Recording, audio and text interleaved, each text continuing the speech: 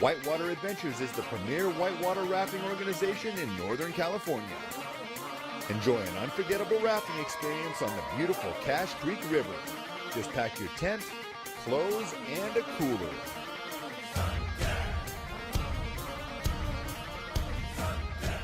Yeah, so those are the gyms that I came out of, so. Yeah, kind of like in, so even in the Rocky movie, for a lot of people don't understand that, and they can only associate it because gym people know certain gyms, right?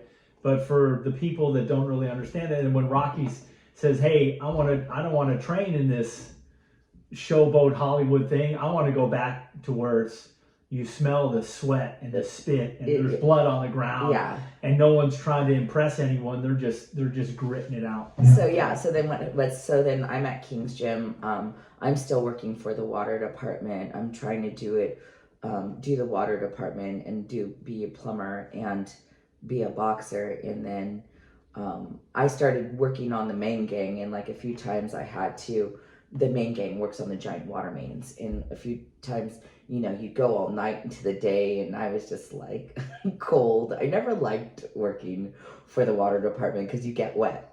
Yeah. I mean, and San Francisco's cold as fuck. I don't care what anybody says. It's all like 60 or 50 degrees, but that wind and that moisture from the ocean like just gets right in your bones, and that's it. And so I came home one day and I was like, Dad, I'm done with this plumbing thing. He's like, you gotta, you great pension, great this, great that, great, it's a union and la la la. I should have stuck in it, because my dad could have been a plumber because of my grandfather. He married my mom, and he's like, and I didn't stick it out, and I should have stuck it out, and so. Here you go again. He's like pushing me, and this is the constant with my father. He was my coach for when I was a kid a lot, and it was like, if anybody, he has this, it's Olsen trait to have this deep voice and this yelling voice that's like piercing, like you can hear this man. And the girls used to like be like, your father yelled so much. I'm like, I know, but he does it out of love, It's like, but.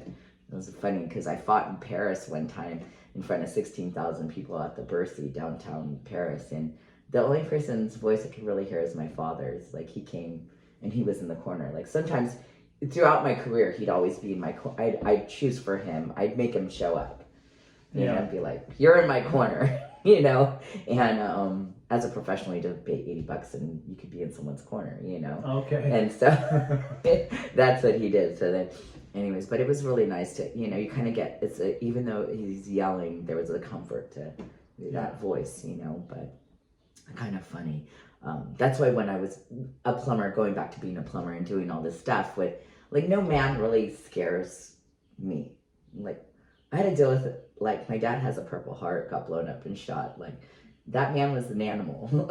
And his voice and his strength. So, like, growing up with that is, like, kind of made me really tough, Like, I don't back down, I don't think I backed down from my father either. Like, I probably could have, if I was one of those kids that were like, start crying, but I wasn't. I was like, shoulders back, chin up, like that look, and he would be like, probably got worse spankings than I really needed to.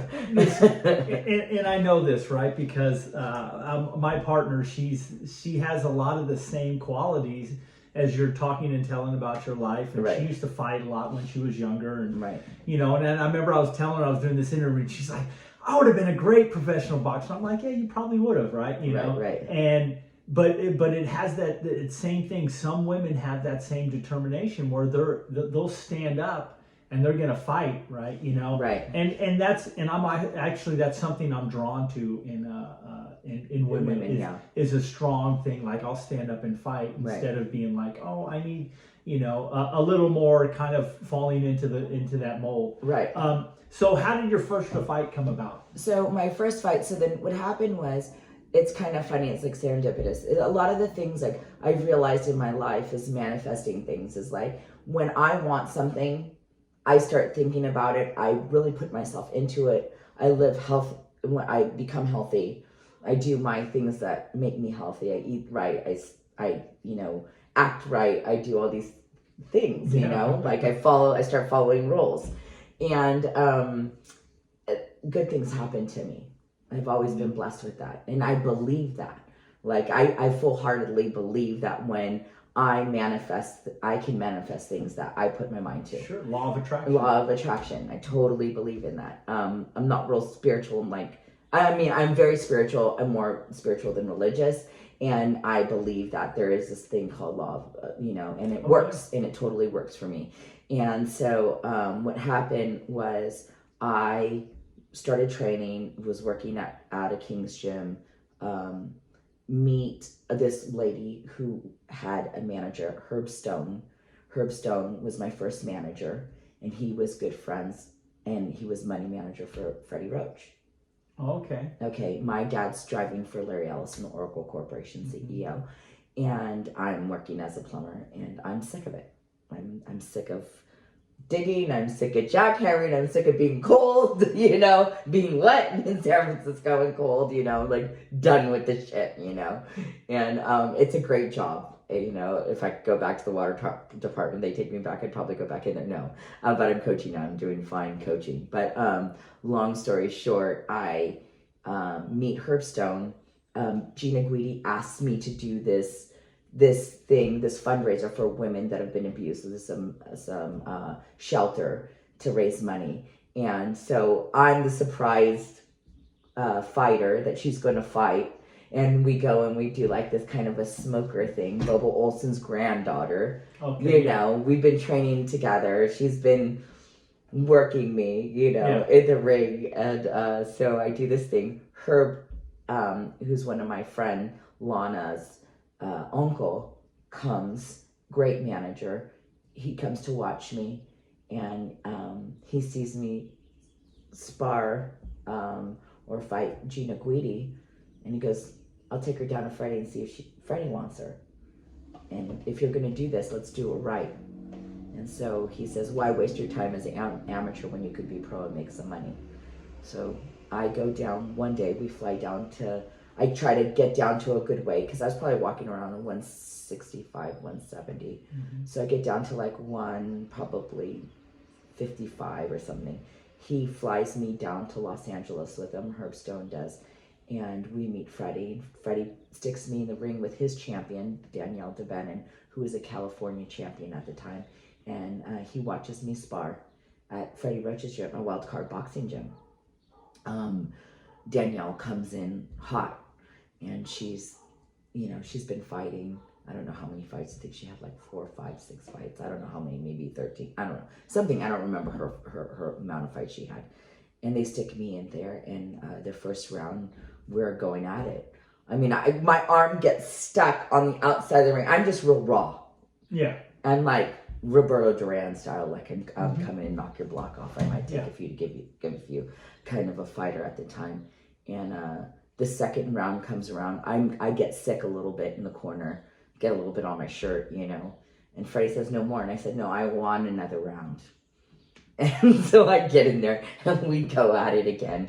And I'm green.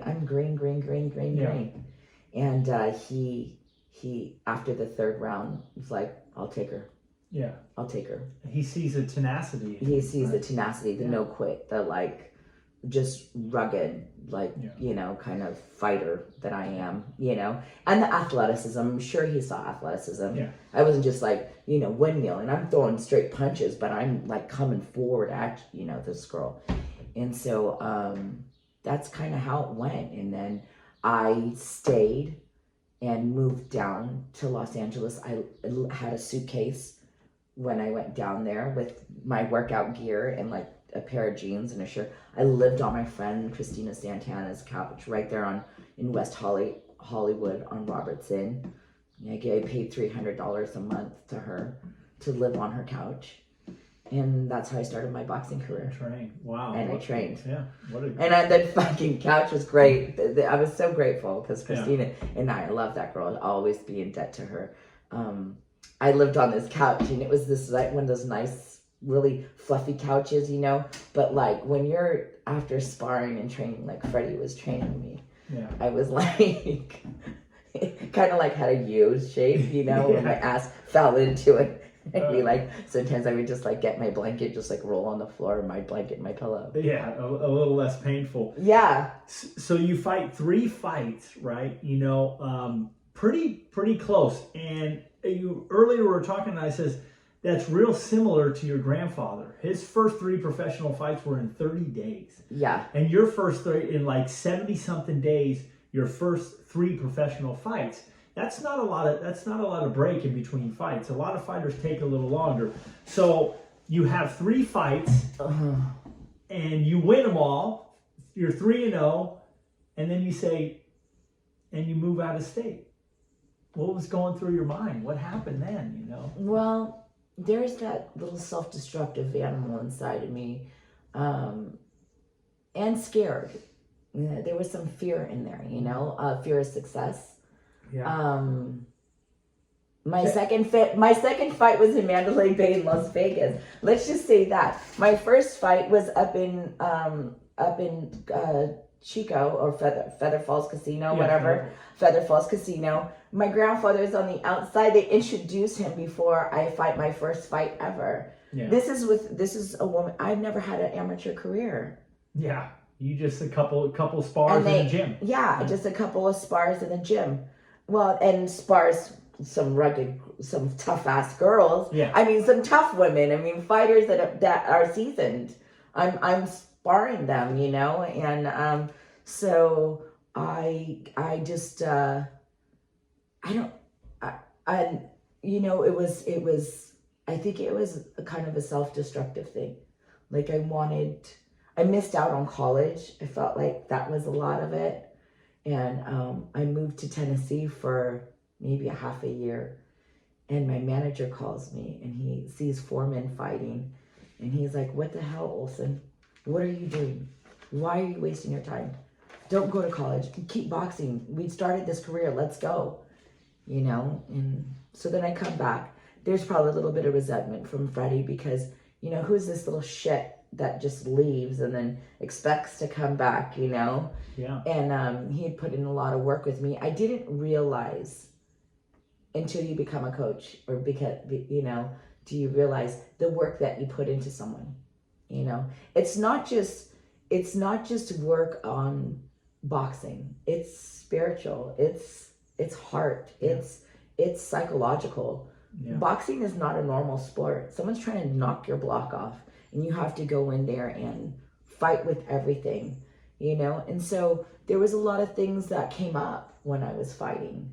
And that's why now at 45 years old, I realized like I was working out a lot of shit in there. There was a lot of shit that I was working out when I was fighting. There was a lot of things that I felt and I was kind of a wild soul. In fact, Lucia Riker was one of my mentors and she goes, you're like a tiger and you just like scratch anybody around you. You're just like, you're just constantly like that. And I never knew what she meant until now. Yeah. You know, and it's almost, I think it's because in that, when you says, you know, a little earlier, I'm not religious, but I'm spiritual. And I believe that just, you know, from my little bit of time I spent with you. But it's like fighters, they have to take a journey inside. Yeah. Right. And I can see, I mean, I can't say this from experience, but I would imagine the coaches, when they do that, is they give a little piece of them to allow you not to go inside alone.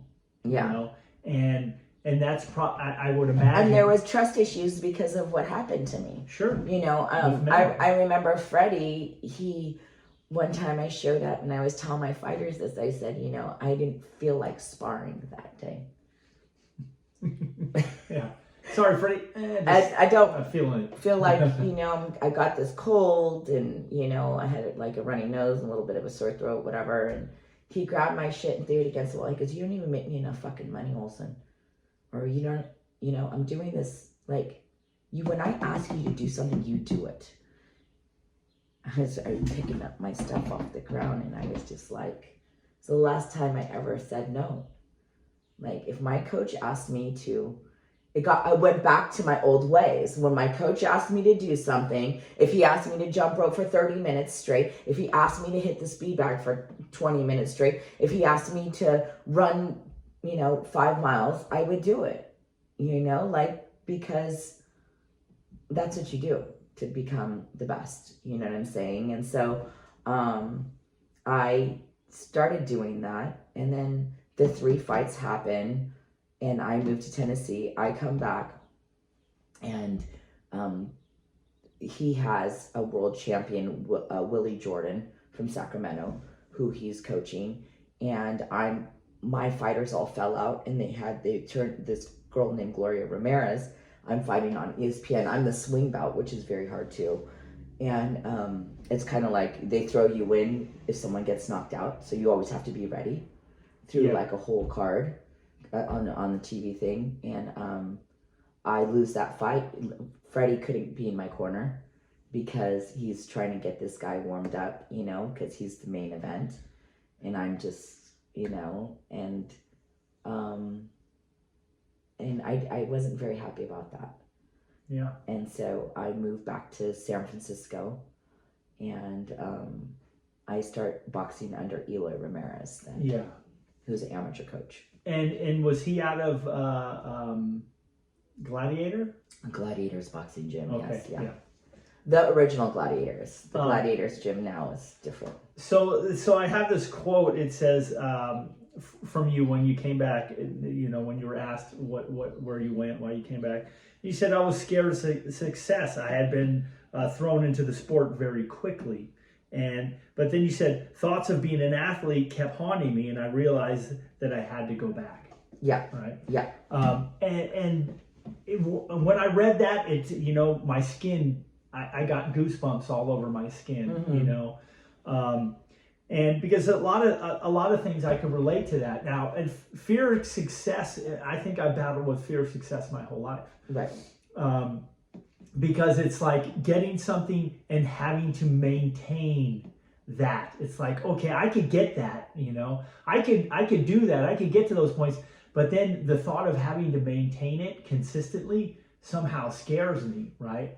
Where they say, oh, fear of success and fear of failure are similar, but they're not. People are fear of failure. They're so scared to fail that they overachieve and they ruin everything in their life through their overachievements, right? They throw everything out. But that fear of success, now how did that feel, for you? Well, I don't know. It was, I get into a self-destruct mode, or I get into I used to do this disappearing act where I just disappear. I just pick up my shit and go, And so I just don't disappear physically. I just disappear from everything that I'm doing.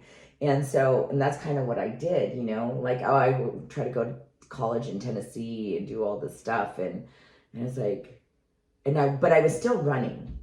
I was still running and swimming with my dog and fishing, and I did miss it. I missed it. I missed the fight. I missed the routine. I'm a routine kind of a woman. I like to get up. I like to, go to the gym. I like to, in my things, I liked when Freddie had me, I would warm up, and then I would, do some mitts with Freddie, and then I would do, some rounds on the heavy bag, and then I would do the double end bag, 10 minutes straight on the speed bag, and 10 minutes on the jump rope. That was routine for me. I like that. Yeah. And then I go out, and then I go running with my dog in Santa Monica or in Venice Beach.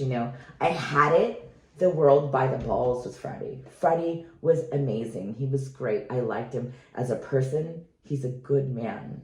I loved, being around Lucia Riker, that good woman, good people. James Toney, Lamont Brewster was really sweet to me. I had really good people around me, but it was lonely in Los Angeles too, and there was it was different than being in the Bay Area. I was a little fish in a big ocean. Yeah. Where in the Bay Area, I felt like a big fish in a little pond, so it was different. And my ego, now that I look on it. It saved my ass a lot of times, but then it also like I made bad decisions with it.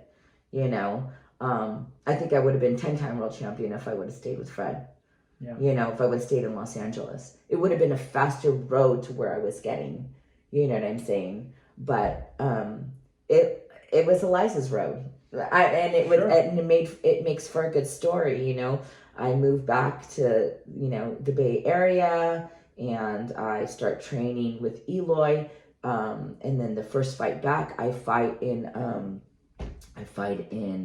Sacramento. I knocked the girl out in the first round. Freddie's there. I want to make sure that he knows that I'm good. Yeah, that's like the 1 minute 54 seconds in the first round. Yeah. Yeah. Freddie was right outside the ring. I wanted to make sure that he knew that Eliza's back. Eliza's back, and I'm doing it my effing way. Which, like, who the fuck am I? You know, but this is my ego. This is like, you know what I'm saying? Like, I'm Eliza Olsen. You know, but if I was a man, it's kind of funny. Because if I was a man, like, the amount of money and the things that I did in the story would be like, it's a great story. Yeah. It's a great story. It's like a good, like, been through, the shit in the sewer and, like, came out golden. Like, I feel like I'm really golden. Like I became a world champion. Like, and I fought the best in the world. Yeah. I wasn't fed tomato cans like some people. Yeah. You know, like I fought some really tough girls. Yeah. You know, and some of them more than once. Yes, and some of them more than once. And those are, and I know, and she knows, like, who won those fights, and I'm fine with it. You know, I lost on a lot of decisions that were, when I fought in Louisiana, the whole arena went into bullshit when I fought Sunshine Fetterker. Okay, and now was that the one where they booed you coming into the ring? Yeah, they and then after the fight, they were just like in Louisiana. She had fought Ann Wolf, and Ann Wolf was serious. She was a big girl, strong girl, and they had gone 10 rounds. So they brought me in to get knocked out. And I remember the doctor coming into my room and saying, "Olsen, you're way too small for this girl," because I was walking around 140 pounds. And this girl was normally probably about 165, 170, She came down to 145 to fight me. And I went in there and I told the doctor, I said, get the F out of my room now. I'm going to really kill this bitch. Yeah. Like, you don't tell me that I can't do something, like, who the fuck are you?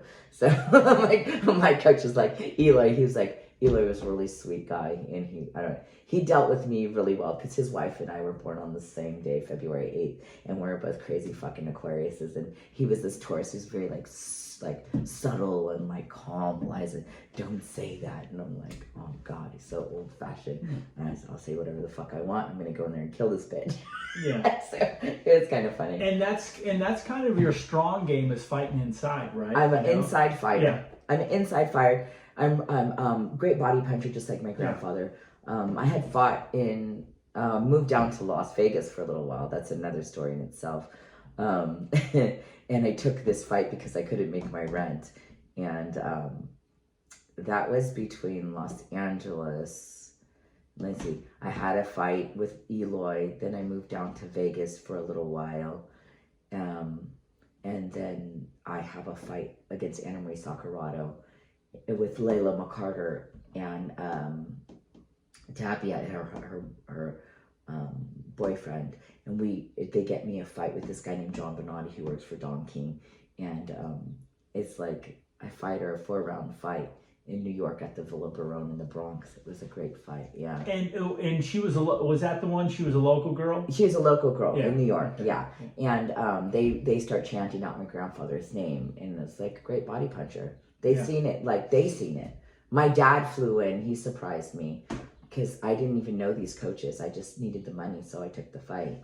And they gave me a technical draw. So whenever you see a technical draw on my, my record, when I was fighting at time, I really won those fights. Those were like clear wins. Yeah. And the losses were kind of, depends, you know. Sure. And you know, and I read up a lot of the commentary on the fight, and they did say that. They says that clearly Eliza won this fight. She was the better fighter inside, made sure to win the end of the round, and a lot of your fights, you know, your fights got standing ovations. Yeah. And that's, you know, and that's you don't see standing ovations in a lot of fights. A lot of people cheer, but when the whole crowd gets up, right, and it's like, yeah, those girls, like, oh yeah, see that, them girls went at it. Yeah, right? well, and that's the funny thing about it is a lot of times they'd be like, bring the females back. You know, I'd go out there and people would be like, I'd be signing autographs and they'd just be like, your fight was the best fight of the night. Your fight was,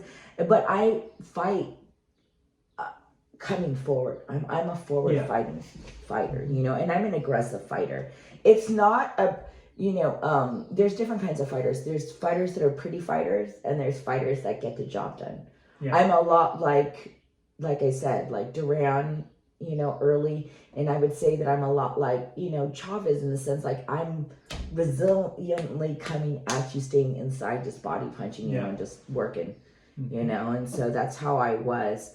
Then finally at the end, you know, when I get with Roman, he teaches me distance. He teaches me distance, and he teaches me timing and different things, and he was pretty much the icing on the cake. So I had Freddie, who was like a completely professional like trainer. I had Eloy, who was an amateur trainer, and then the finishing product was, you know, the one that like really felt like he was like the icing on the cake was Ramon Acosta, and he was a great trainer. And out of Gladiator as well? No. Out of 3rd Street Boxing Gym. Oh, okay. At the time, yeah. He came from the Yucatan. He had trained with Guti Espada. Like he had a lot of good fighters. Yeah. He has a real system, a real professional system of boxing. Yeah. You know, and he's this little guy. He's not that big, but man, he knows his shit. Like I totally, you know, and he's what I needed. You know, I was raw. Yeah, someone to polish me, polish up the product. Yeah, exactly. Yeah. And also you through all those fights that I had fought, that night I believed in myself. You know, I believed in myself. I knew it was my time.